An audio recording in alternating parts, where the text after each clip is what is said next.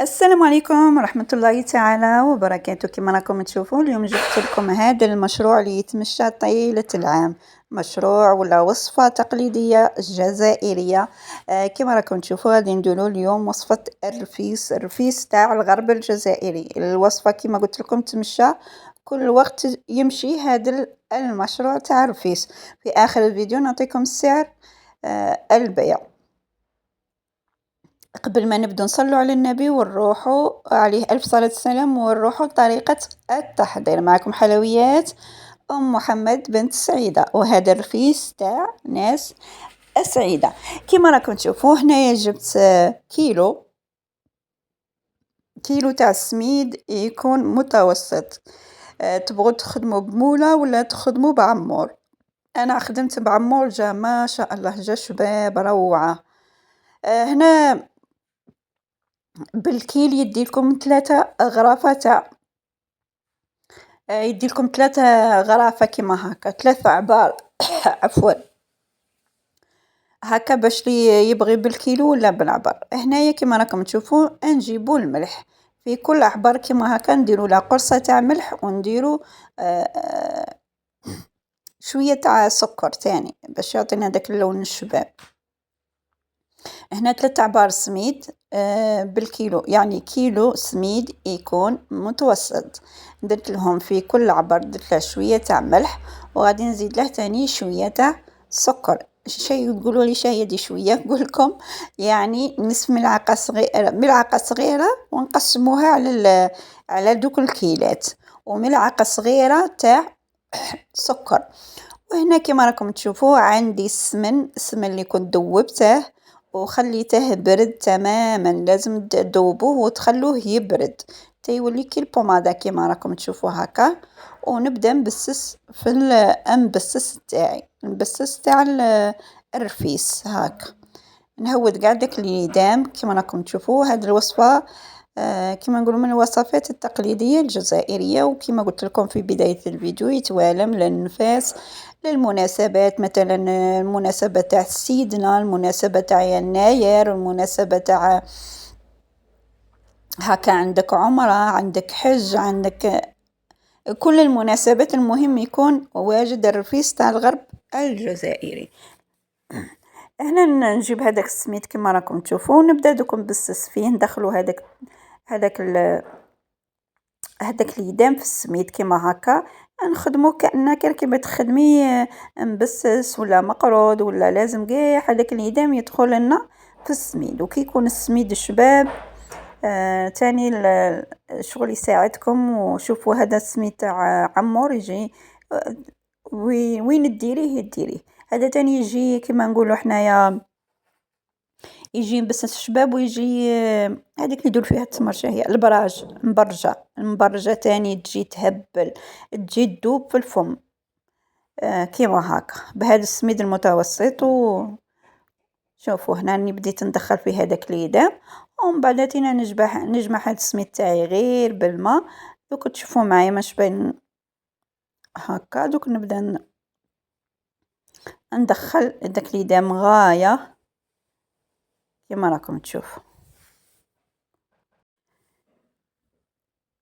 هنا بعد اللي بسته كيما هكا غادي نجيب الماء تاعي يكون دافي، ولا يكون الا كان الصيف معليش من الروبيني وانت يخدم، ولا كان في المشتا كيما هكا شويه دفوه السميد، دفوا الماء تاعكم وبدو تفتلوا فيه.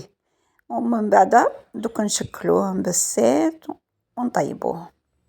ها هو الماء موجده الماء تاعي كما راكم تشوفوا. نزيد نديرو ديك الكميه تاع الماء ونبدو غير كما راكم تشوفوا غير كما هكا بالاصابع تاعنا كاننا رانا نبركشوا فيه. ولا كاين على بالكم هذا المبسس كاين 2 انواع. كاين لي نبسس هكا كطريتها تاع المشاريع وكاع باش ما يطولوش كاع يقلوه في الزيت، وكاين اللي يطيبوه في الطاجين، وكاين اللي يطيبوه في الكوشه تاع المشاريع وكاع يقلوه باش ما يدوش الوقت. هذا كان يسموه بالرزقان في ولاية تيارت فرندا، حتى أنا عندي خالتي كانت تسكن في فرندا يسموه هذا الرفيس تاعهم يسموه بالرزقان. واللي معايا من تيارت ولا تخلي لي في التعليقات. يقلوه يديروه كيفنا كيما هكا، ويقلوا مبسس تاعهم، ومن بعد يفتوه ويديروا له التمر. لكن هنا في سعيدة كتريتها يديروه مبسس في الطاجين ولا في الكوشه، ومن بعد يدقوه ولا يطحنوه في الاشوار ويخدموا به مبسس. انا كما راكم تشوفوا اليوم جبته لكم غادي نديروه في الكوشه. انا قلت لكم ملاك كاين 3 انواع. كاين واحد هي الوصفة هي شوفي عندك الاختيار، بغيتي هذا المبسس تاعك تقليه في الزيت، بغيتي طيبيه في الطاجين عادي كيما نطيبوا المبسس تاعنا، عندك تطيبيه في الكوشه. انا غادي نطيبه في الكوشه وتشوفون الطريقه سهله ماهله وما تشدش كاع يد. نص ساعه وانت كنتي الرفيس تاعك حاضر واجد. خليته بجهه. انا جبت ورقه طهي شكلت شكل كيما هكا كيما الشكل تاع المبسس، غادي نقطعه هكا عشوائي ونديره به بالورق الطهي تاع هذا يطيب في الكوشه. ومن بعد كي نطيبوه في الكوشه غادي نطحنه بالاشوار. طحنوه مادامه غير تجبدوه من الكوشه هكا فتوه شويه وطحنوه. كي طحنوه في الاشوار بالخف ينطحن لكم كي يكون حامي، ما يديكمش الوقت. هكا نديره مثلثات مربعات كما قلت لكم عشوائي، ونطيبوه نحمروه في الكوشه. كاين اللي يديروه غير كيما شفتوني فتلناه هكا ويديروه في البلا ويديروه في الفور، ومن بعد يبدو يقلبوه هكا في السميد، يقلبوه في الفرن هكا سميد حتى يحمروه. انا درته هكا مبسس وغادي نطحنه في الاشوار كيما هكا باش ما يديليش الوقت ويتحمر لي سوا، يتحمر من الفوق ومن التحت. دوك تشوفوه كيفاش جا. هنايا راني نوريه لكم راه في الكوشه راه تحمر من التحت، ودوك نشعل عليه من الفوق يتحمر. شوفوا تحمر مع اللي درناه. كاين اللي يديروه بالزبده، انا درته بالسمن جا ما شاء الله جا يذوب في الفم. وجبت الاشوار تاعي كيما راكم تشوفوا وغادي نطحنه في الاشوار بالخف يكون حاضر وواجد. كيما قلت لكم تاني اللي يقلوه مثلا راكي درتيه مبسس وقليتيه تاني طحنيه في الاشوار هكا التمر. من بعد دوك نروحو كي كملنا وجدنا السميد تاعنا. نورمالمون التمر تاعنا ثاني يكون واجد. دوك نوريكم الطريقه تاع التحضير. هنا هذا هو كما راكم تشوفوا كيفاش جاني. يجي فيه ما يجيش كما نقولوا حنايا السميد هكا تطحنوا غير بشويه، يجيكم محبب فيه هذوك الحبات الخشان شويه باش تجينا ديك التقرميشه تاع الرفيس، ويجي مطحون ثاني كما راكم تشوفوا. ساهل ماهل كما قلت لكم، مشروع مربح. هنا نكمل كاع السميد تاعي نطحنه. كاين اللي تشوفيهم نحرقوا لك ولا حاجه اقلعيهم هكا باش ما تجيكش المروريه في الرفيس تاعك. وراكي نتيا وجدتي السميد تاعك. هذا هو السميد تاع هذا. قادر تاني ديريه مبصله تاني كيما هكا تفوري هذا السميد ومن بعد تفوريه وتعاوديه بالحليب وما زهر وديري له الدهان والعسل والمكسرات. وانت راكي تاني خدمتي مبصله تاني هكا يخدموها تاني يديروها مبسس ومن بعد يقلوا يطحنوا يحمروها في الكوشه ومن بعد يعاودوا تاني يفوروها ويعاودوها بالحليب والمازهر ويديروا لها المكسرات هكا ولا دهان والحسن.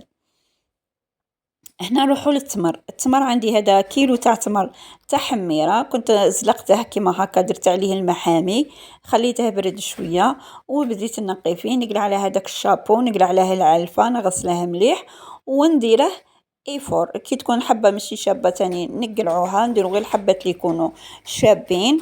كي ديروا له هذه الطريقه بالمحامي يجيكم ساهل في التنقيه تاعه. انا بعد اللي نقيته كيما راكم تشوفوا غادي نديره في الكسكسي فور ونزيد عليه السميد. نفورو تاني السميد تاعنا مع التمر. كي نحسوا هذاك التمر داخله الطياب كيما راكم تشوفوا نزيد عليه السميد هكا. هذا هو السميد. انا درت كيلو تاع السميد وكيلو تاع تمر، خرجت لي 2 كيلو تاع رفيس. هذه هي في الكيلو تخرجي في 2 كيلو. هنايا بعد اللي كنت درت هذاك التمر فارلي مع السميد، هنا راه عاد حامي. هنا في ذي المرحلة تبغي تزيدي السمن، تبغي تزيدي الزبدة تاع العرب، تبغي تزيدي الدهان، تبغي، لكن الاختيار كل واحد واش يبغي. ونبدا نهرس فيه بهذيك الآلة تاع البطاطا خاطرش راه حامي، ومن بعد نعركه، حنا نقولوا نعركه، شغل نعجنه باليد تاعي. هنا بعد اللي زدت له 2 ملاعق تاع السمن هكا، وليدام تشوفوا نتوما لا خاصكم تزيدوا. هنا راه عاد حامي، ندخلوا هذاك ليدام. كاين اللي يزيدوا له ملعقه تاع حسل، وكاين اللي يطيبوا تاني التمر يطيبوا فيه نص كاس تاع ماء، ويزيدوا له شويه تاع بصل ويخلوه يطيب، ويزيدوا الرفيس يزيدوا من بعد يزيدوا السميد والزبده، ويبدو تاني يعجنوا فيه. لكن هذا كتري تاع هذا تاع اللي فور التمر والسميد ومن بعد يعجنوا كيما هكا باليدان، هذا تاع المشاريع اللي يخدموه مشاريع.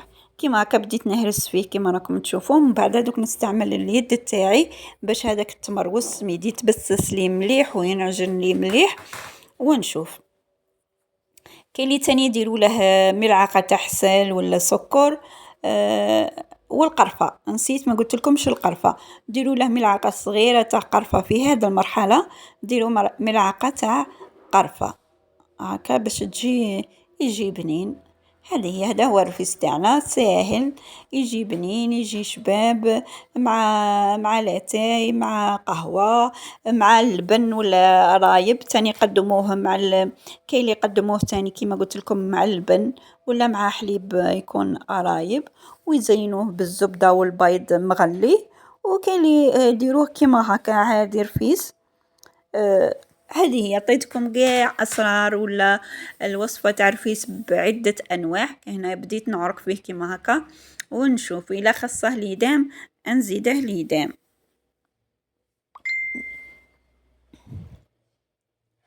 هذه هي، هنا بديت نعجنه، وهذا هو الرفيس تاعنا راهو. هنا نكمل، هذا هو الرفيس تاعي، تقدر دير في هذا العلب ولا في ذوك العلب تاع البلاستيك. الكيلو تاع الرفيس راه داير 70 للكيلو، وكل واحد والمنطقة تاعه. يقولوا لك راه غالي ولا حاجة، كم عارفين التعب تاعه. هذه هي، وحتى التمر تاع الحميرة راه غالي شوية، راهم زادوا فيه. هذه هي، هذا هو الرفيس تاعنا، قلت لكم كيلو تمر وكيلو سميد يدير لكم 2 كيلو بالضبط تاع رفيس، وديريه في هذا العلب. وكانت معكم حلويات أم محمد.